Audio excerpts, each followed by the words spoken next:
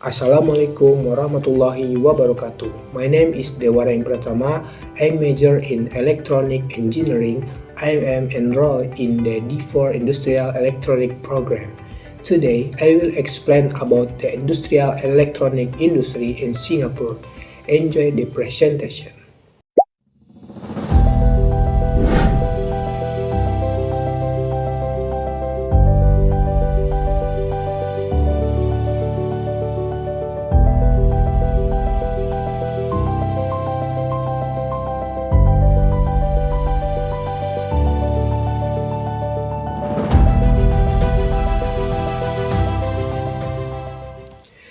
In today's global economy, the electronic industry plays a very important role in driving technology progress and economic growth. Many modern industries depend on electronic components such as telecommunication, transportation, healthcare, and digital service. In this presentation, I will focus on the electronic industry in Singapore, which is widely recognized as one of the most advanced electronic hubs in Asia and the world. I will explain how this industry developed, what makes it successful, and why Singapore is highly competitive. At the end of the video, I will briefly compare Singapore electronic industry with Indonesia. Singapore electronic industry began to develop in the early 1960 when the government decided to industrialize the country after gaining independence. At the time, Singapore focused on attracting foreign multinational companies to build manufacturing plants. Over the decades, Singapore successfully transformed its electronic industry from simple assembly operation into high-tech manufacturing and innovation-based activity. Today, the industry emphasizes advanced production, automation, research, and design. The electronic industry in Singapore consists of several key segments. The most important segment in the semiconductor industry, which include wafer fabrication, chip manufacturing, assembly, testing, and packaging. Singapore is one of the large semiconductor hubs globally. Another important segment is industrial and precision electronics, which support sectors such as medical technology, aerospace, automatically, and robotics. Additionally, Singapore is strong in electronic research and design, include chips architecture, advanced material, and emerging technological like artificial intelligence and smart manufacturing. Government support is a key factor behind Singapore's success. The government provides a clear industrial strategy, long-term planning, and strong support for innovation. Initiatives such as tax reduction, research funding, and grants exhort companies to invest in advanced electronics. Singapore also priority intellectual property protection, which give confidence to global companies to develop new technology locally. Singapore invests heavily in education and workforce development. University, polytechnic, and training center focus on engineering, electronic, and digital skills. They ensure a continuous supply of highly skilled work. In addition, Singapore's world-class infrastructure including reliable electricity, advanced digital network, efficiency port, and modern industrial park. These factors support high productivity and efficient production. Singapore plays a strategic role in global electronic supply chain. Many multinational companies use Singapore as a regional headquarters, manufacturing base, and research center. This global integration strengthens Singapore's position as a key electronic hub. When comparing Singapore with Indonesia, there are clear differences in the level of industrial development.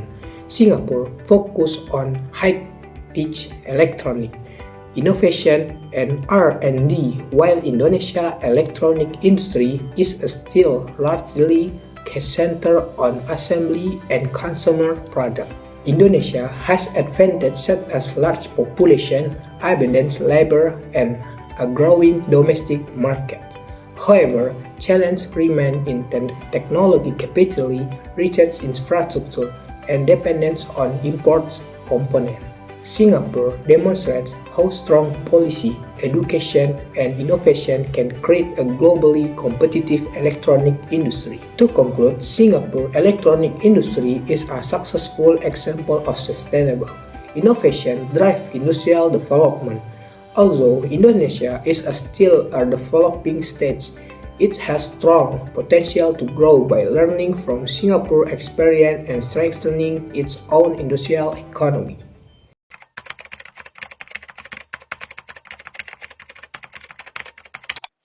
We're joined by independent economist Song Seng-won. Mr. Song, we just heard there. Do you agree with this?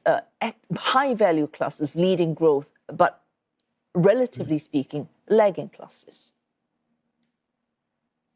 Well, very much so. I mean, if you look at Singapore manufacturing, the biggest value add really comes from biomed, pharma side, the chip side, semiconductors, for instance. These two alone either contribute significantly to any monthly performance or a big drag. And in particular, for the last, about 2 months, 3 if we include November data, which just came out today, the biomed side, pharma, have been the big driver and contributor to the above than expected performance from October, November. And we certainly have seen as a result, the overall contribution to factory output significantly higher than first forecasts. Ms. Song, you mentioned the biomedical output from that sector, contractions in the past months before November's very strong figure. Does that surprise you, given all the anxiety over tariffs from Washington?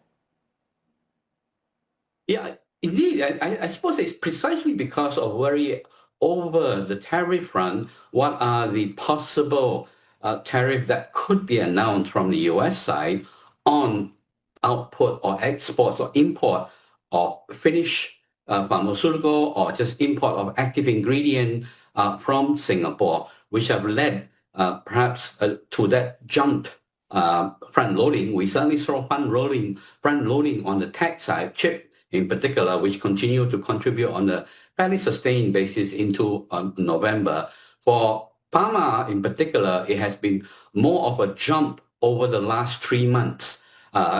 If you put things into context, the output of pharma in the last 3 months up to November were easily 4 times the average of the past 12 months. So as a result of that significant contribution in output, value-added output from the pharma segment, we cited above expectation growth in factory output so far.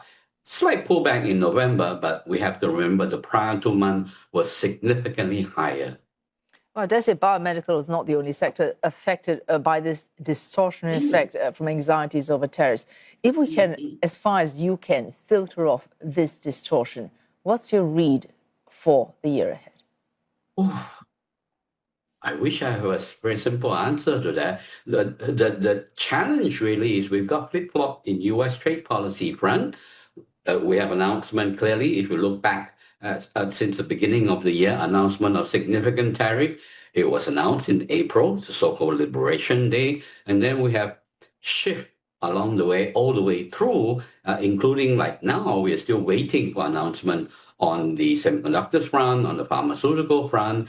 Yes, there's that pause as far as US and China is concerned, and we have got some clarity with regard to tariff being implemented on countries exporting into the US side.